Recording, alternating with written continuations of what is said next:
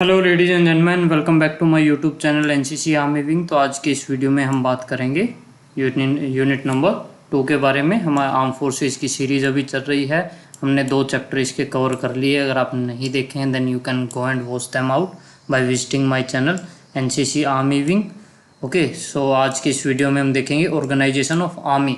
इसमें से किस तरीके के क्वेश्चंस कई बार आते हैं कि सपोज आर्मी की कोई 5 तरीके की यूनिट्स लिखिए। ओके, इन्फेंट्री बटालियंस के नाम लिखिए, सर्विसेज के नाम लिखिए, सपोर्ट कोर के नाम लिखिए, इस तरीके से। तो यही सब आज हम इसमें डिस्कस करेंगे। So let's see. तो first and foremost thing, what is the role of Indian army. Indian army का रोल क्या है? ओके, नेशन सिक्योरिटी, सबसे पहले बात तो कि हमारे देश की सुरक्षा करना, and unity, defending the nation from the external aggression. ये चीज़ याद रखने की है। एक्सटर्नल एग्रेशन यानी जो बॉर्डर के उस पार से खतरे हमारे देश की तरफ आते हैं, उनसे बचाव करने में आर्मी एक इंस्ट्रूमेंट है। कई सारे इंस्ट्रूमेंट हैं जिनमें से आर्मी भी एक इंस्ट्रूमेंट है। एंड इंटरनल थ्रेट्स, और जो देश के अंदर थ्रेट्स हैं, and maintaining peace and security within its border, और बॉर्डर के ऊपर, बॉर्डर के अंदर पीस और सिक्योरिटी को बनाए रखना। ह्यूमैनिटेरियन रेस्क्यू ऑपरेशंस करना, फॉर एग्जांपल फ्लड्स आ गए, अभी कोरोना वायरस क्राइसिस में भी इंडियन आर्मी इज हेल्पिंग। और भी जिस भी तरीके का क्राइसिस इंडिया फेस करता है, Indian army is always there to help. Okay, during natural calamities और अदर डिस्टर्बेंसेस।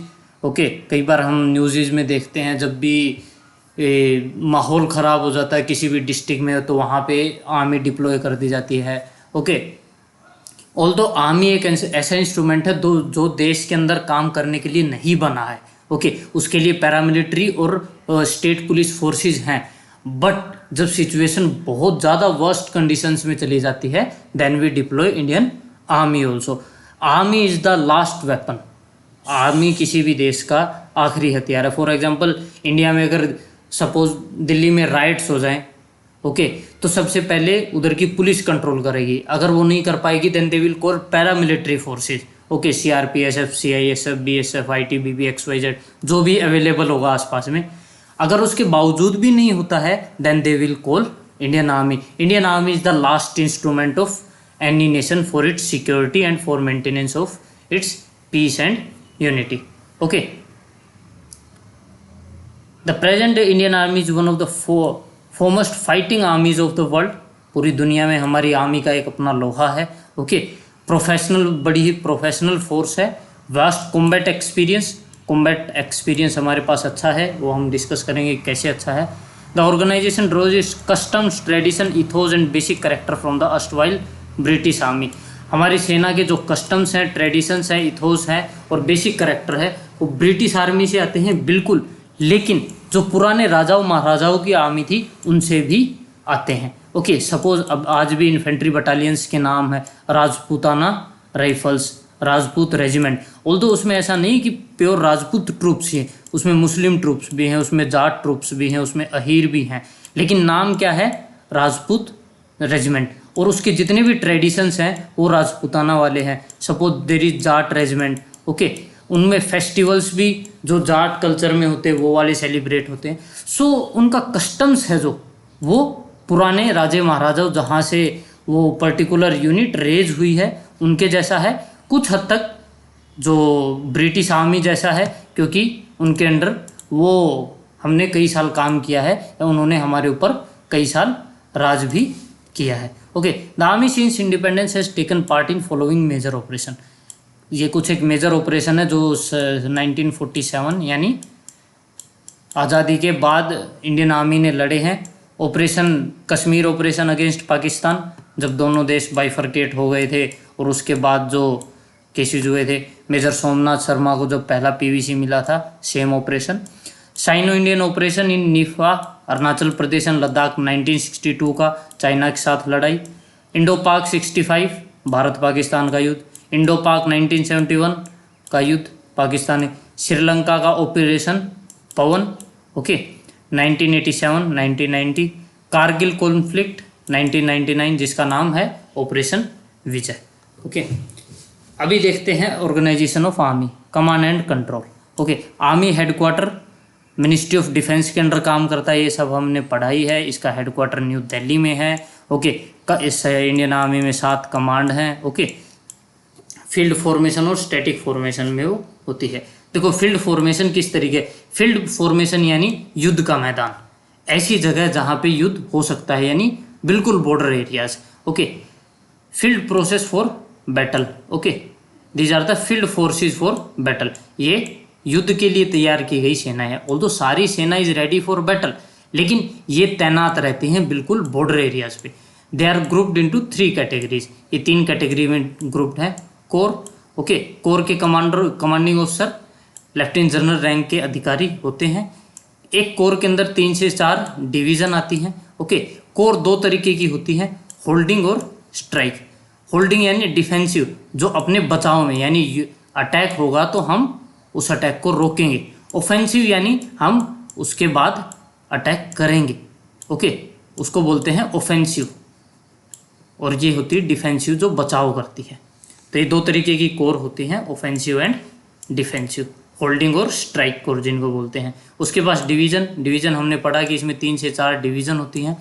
तो एक डिवीज़न को एक मेजर जनरल रैंक के ऑफिसर कमांड करते हैं, जिसके अंदर 3 से 4 ब्रिगेड आती हैं।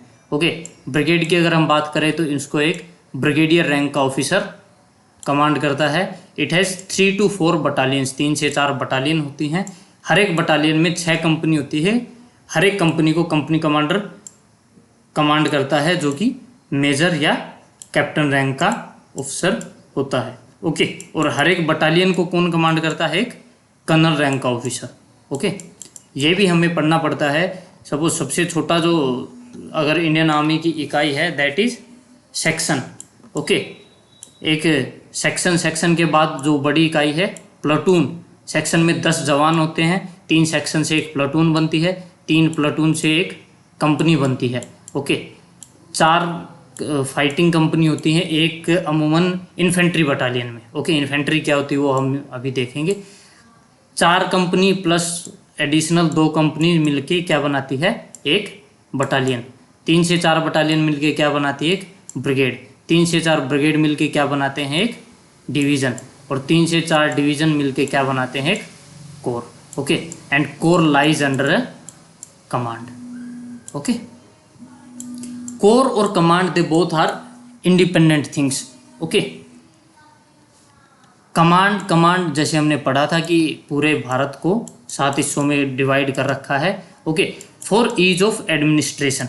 वेर इज कोर हमने देखा, इधर कोर क्या होगी, ऑफेंसिव होगी, होल्डिंग होगी या स्ट्राइक कोर होगी। ओके, तो ये युद्ध वाले दस्ते हैं जिनका काम युद्ध लड़ना है, which are meant to fight. Okay, कौन कौन से हैं मेंट टू फाइट, कमांड को छोड़ के बाकी सारे जितने भी हैं। ओके, इसीलिए आप कई बार एनसीसी की बुक्स में पढ़ते होंगे, कोर के बाद डायरेक्ट आर्मी आती है। ओके, कमांड नहीं आती, क्योंकि आप कभी नहीं पढ़ोगे कि XYZ command was under fight. आप हमेशा ये पढ़ोगे इस कोर का, इस डिव का, इस ब्रिगेड का XYZ ऑफिसर या दस्ते ने ये ऑपरेशन किया। Okay, because command is for ease of administration only, whereas corps is the fighting force, fighting instrument. Okay, static formation की अगर हम बात करें तो ये वो फॉर्मेशन है जो पीस एरियाज में है, जहाँ पे युद्ध नहीं है। फॉर एग्जांपल दिल्ली में है, कोई जबलपुर में है, अलग अलग जगह पे, सिकंदराबाद में है, कहीं पे भी है। ओके, जो बॉर्डर एरियाज में नहीं है, हॉस्टाइल जोन में नहीं है। Area headquarters and sub headquarters are commanded by the rank of lieutenant general and major general. Area headquarters किसके द्वारा, लेफ्टिनेंट जनरल, और area sub headquarter by major general. Okay, these formation are extended all over the country and look after infrastructure, asset, line of communication, logistic, administration and all matter of civil military liaison. Okay, अब बात करते fighting arms. देखो, आपको शायद ऐसा लग सकता है कि जो भी आदमी सेना की वर्दी में है ही is fighting on the border, पर ऐसा नहीं है। गिने चुने ट्रूप्स हैं who are meant for fighting, जो युद्ध लड़ते हैं। बाकी जितने भी ट्रूप्स हैं दे सपोर्ट दैम। तो आज हम वही सब पढ़ेंगे। फाइटिंग आर्म्स जितनी भी होती हैं, ये वो आर्म्स है जो दुश्मन से आमने सामने का लोहा लेती हैं। ओके, सबसे पहले आती है आर्मर्ड कोर। आर्मर्ड कोर कौन सी, आसान सी भाषा में टैंक वाली। Okay, this tank is T-90 Bhishma. Okay, Russian made. Armoured corps is one of the combat arms of army formed in 1947। Battle tank, okay, इनके पास क्या होते हैं, टैंक्स होते हैं।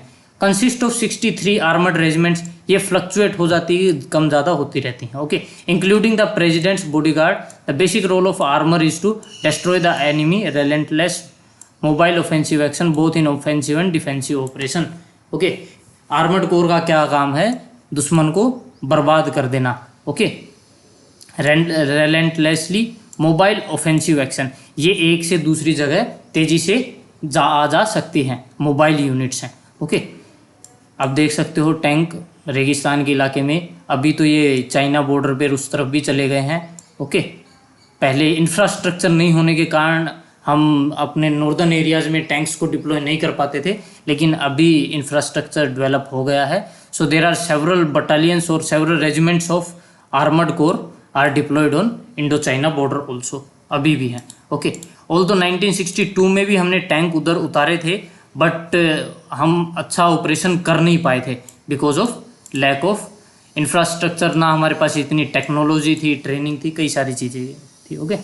Armour is the best suited for present day battlefield environment because of its mobility, fire power, protection and shock action. अचानक attack कर सकती है, बैटलफील्ड किसी भी तरीके का एनवायरमेंट हो, there is no issue with tanks, okay. Mobile हैं, अच्छी तेज़ स्पीड से चलते, आई थिंक T90 की स्पीड 60 या 45 किलोमीटर पर आवर है, which is very good speed. एक आर्मर्ड रेजिमेंट में 45 टैंक होते हैं, ओके। इंडियन आर्मी की अगर हम बात करें तो हमारे पास मेन तरीके से 3 टैंक हैं, T90, T72 और MBT, main battle tank, Arjun tank.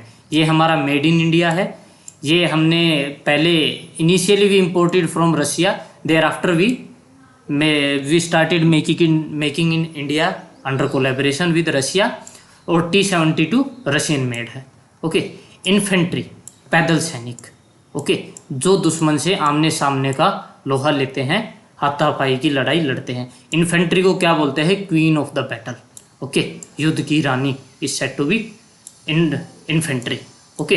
तो आप इसी से इनके ऑपरेशन का अंदाज़ा लगा सकते हैं कि what kind of work they do, okay. इनको बोलते हैं क्वीन ऑफ बैटल। आप कोई भी युद्ध without infantry you can not win. आपके पास बहुत तगड़ा आर्मर्ड हो सकता है, बहुत तगड़ी आर्टिलरी, बहुत तगड़ा सब कुछ हो सकता है, if you are not having a very तगड़ी infantry you can not win any battle, that for sure, okay. Infantry is the main combat arm, best arms suited for close battle, आमने सामने की लड़ाई। If someone can fort that is infantry only, infantry के ही सिपाही, okay. Infantry का सिपाही इतना ही सामान लेके चलता है, राइफल, उसका साजो सामान और खुद, बस, okay. Its role is to close in with the enemy and destroy him on capturing the territory. इसका रोल क्या है, दुश्मन को बर्बाद कर देना और अपनी टेरिटरी उसको कैप्चर होने से बचाना, okay. In defence they hold the ground, वो अपनी ज़मीन को सुरक्षित रखते हैं, okay. Against all types of attack, हर तरीके के अटैक के against, okay. They are also part of counter insurgency operation, okay, counter terrorism operation, जितने भी जम्मू कश्मीर में या कहीं पे भी होते हैं, इंडियन आर्मी के infantry troops are responsible for this, okay. यही वो सिपाही हैं जो हर एक युद्ध में लड़ते हैं, okay. Infantry also provide assistant and aid to civil authorities. Mechanise infantry, infantry का एक तरीके का इंस्ट्रूमेंट है, इनके पास ऐसा टैंक के तरीके का होता है, ये फुल टैंक नहीं होता, लेकिन इसके अंदर 10 सोल्जर बैठ सकते हैं। अगर ये I think it's front facing, इसके अगर पीछे से देखोगे आप तो यहाँ पे 2 दरवाजे होंगे, ओके। उसके अंदर से 5 ट्रूप इस तरफ, 5 ट्रूप्स इस तरफ, पूरा एक इन्फेंट्री का सेक्शन इसके अंदर बैठ सकता है। तो ये इस तरीके से, यानी इन्फेंट्री की मूवमेंट को फास्ट कर देगा ये, okay. Infantry with more mobility and more fire power, ज़्यादा फायर पावर और ज़्यादा मोबिलिटी के साथ, ओके, क्योंकि ये एक छोटे टैंक का भी काम करेगा और इन्फेंट्री वाले ट्रूप्स तो अपना काम करेंगी। Mechanise infantry moves in armoured personnel carriers, इनको क्या बोलते हैं, APC, okay, armoured personnel carrier. और जो इंडियन आर्मी के पास आर्मर्ड पर्सनल कैरियर्स हैं, ओके, वो रशियन मेड हैं और इनको बोलते हैं BMP, ओके, BMP। अगर आपको पता then let me know in comment box what is the full form of BMP, BMP का फुल फॉर्म क्या है, okay. They operate along with the armoured in the battlefield, ये आर्मर्ड के साथ काम करते हैं। Equipment used are BMP-1 and BMP-2। Okay, अब बात करते हैं सपोर्ट आर्म की। जो 3 आर्म्स हमने पढ़े, मैकेनाइज इन्फेंट्री और आर्मर्ड, यही सेना के वो हिस्से हैं जो किसी भी कंडीशन में हमारे अगर देश के साथ युद्ध होता है तो आमने सामने की लड़ाई लड़ेंगे। ओके, आई होप आपको चीज़ें अब समझ आई होंगी। इनके अलावा बाकी जो ट्रूप्स हैं वो इनको सपोर्ट करते हैं। ओके, अब देखते हैं सपोर्टिंग आर्म कौन सी होती है। आर्टिलरी यानी तोप वाली, ये 30-40 किलोमीटर पीछे रहते हैं और तोप से अटैक करते हैं। बोफोर्स गन नाम सुना होगा, Bofors gun is the part of artillery only. Okay, इनके पास लॉन्ग रेंज वेपन गन्स होती है, होविट्जर होती है, मोर्टार्स होते हैं। ओके, इंजीनियर्स क्या करते हैं, ब्रिज बनाते हैं, माइंस को डिप्लॉय करते हैं, जो माइन दुश्मन ने डिप्लॉय करती है उनको डिफ्यूज करते हैं, ये सब करते हैं। Army air defence, anti aircraft weapon, इनके पास ऐसी मिसाइल्स होती हैं, अगर एयरफोर्स दुश्मन सेना की एयरफोर्स हम पे हमला करे, हेलीकॉप्टर्स हम पे हमला करे तो army air defence will take लोहा from them. Okay, now army aviation corps, जितना भी आर्मी के अंदर हेलीकॉप्टर्स होते हैं, प्लेन्स या फाइटर जेट नहीं होते, वो इंडियन एयरफोर्स के अंदर होते हैं। जितने भी हेलीकॉप्टर्स होते हैं that all comes under army aviation corps. Okay, signals जितना भी कम्युनिकेशन का नेटवर्क होता है, be it peace time area, be it field area, वो सब सिग्नल विंग काम करता है। ओके, तो ये कौन से थे, सपोर्टिंग आर्म्स। ओके, जो सपोर्ट करने वाले आर्म्स है। अब सपोर्टिंग सर्विसेज यानी वो सेवाएं, ये क्या करती हैं, जितनी भी सपोर्टिंग सर्विसेज हैं ये इन सब ट्रूप्स को, जितने भी आर्म्स वाले ट्रूप्स हैं इनको सबको सपोर्ट करती है। किस तरीके से सपोर्ट करती है, सबका क्या क्या काम है वो हम देखेंगे। आर्मी सर्विसेज कोर, जितने भी आप सेना में ट्रक देखते हो, mostly truck they belong to army services corps. इनका काम होता है राशन, फ्यूल, एक जगह से दूसरी जगह ट्रांसपोर्ट करना, ट्रूप्स को, राशन को, सामान को, असला, बारूद, वेपन, हर चीज़ को। ओके, कौन करता हो, आर्मी सर्विसेज कोर।